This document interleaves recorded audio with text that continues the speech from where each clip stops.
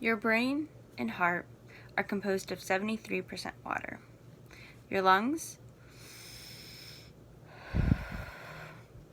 are 83% water. Your skin is 64%. Your muscles and kidneys are 79%. Even your bones are watery, 31%. Now think of this. How much water have you had to drink today, yesterday, the night before, or maybe the day before? What happens to our bodies when we skip the option to drink water? Hello class, this is my speech about the causes and effects of drinking water on our body. I will explain how much water is in our body. I will explain why our bodies need so much water and the effects on our bodies when we don't consume enough water. Without further ado, let's jump right in. So, where does all the water go when we drink it besides the restroom? According to H. Mitchell, Journal of Biological Chemistry, almost every major organ is composed of water. The sum amount of water in our organs is approximately 60%. Of this 60%, 40% of it goes to the trillions of cells in our bodies, and the remaining 20% of it goes directly to the blood, goes directly to our bloodstream. The cell itself, the thing that makes up our organs, is water. And the thing that keeps our cells moving throughout our body is water. It sounds like we just live in a pool of water, but that's not it. Just think of a soap bubble, the cell, swimming around in a bathtub filled with water. The water inside the tub is what helps the bubble move around.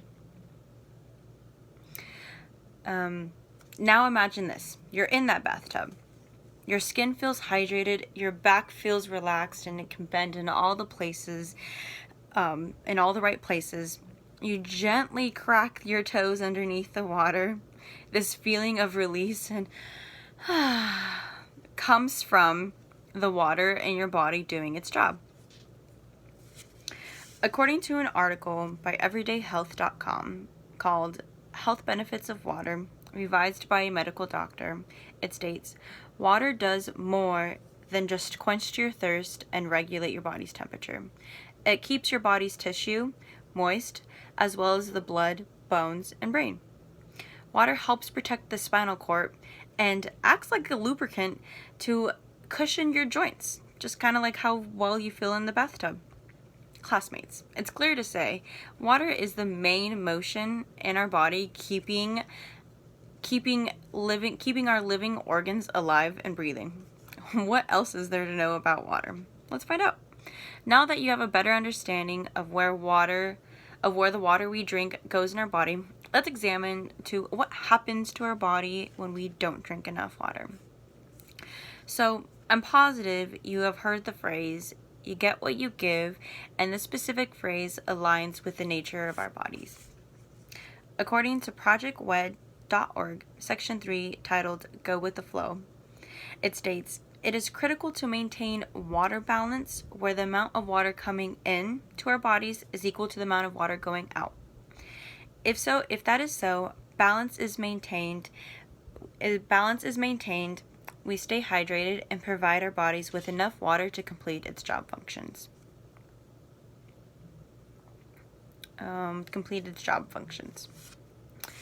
We lose water daily by breathing, skin, urinating, and sweating. Basically, we naturally become dehydrated the more our bodies work to stay alive.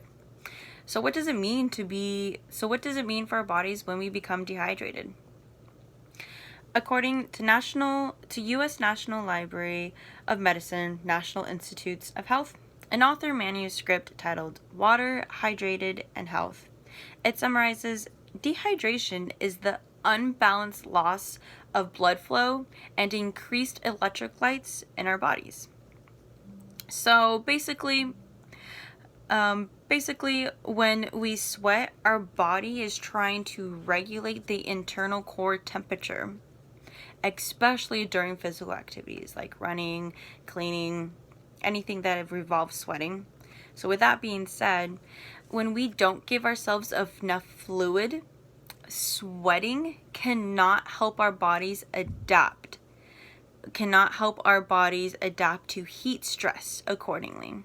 And dehydration may be the reason for electrolyte imbalances. It's safe to say, trying to hydrate yourself when your body's already working hard in the moment will stress your sweating.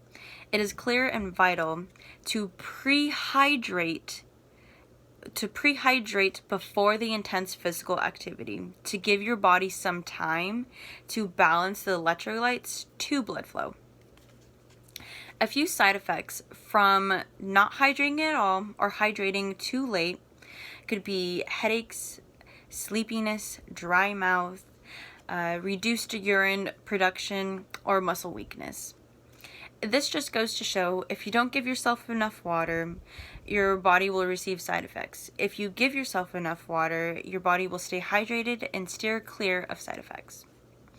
In closing, I have successfully informed you about the basics of water in your body and how important it is to our well-being. We can understand our body is made up of 60% water. Most of that water is used to make up our organs and keep us alive and breathing.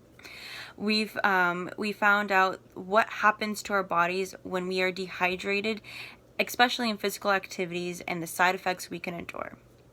Finally, going back to my question, whether you can recall how much water you have drank today, I suggest forget trying to remember and just have a glass of water right now. You now have a clear idea of why water is crucial to our everyday lives. Thank you.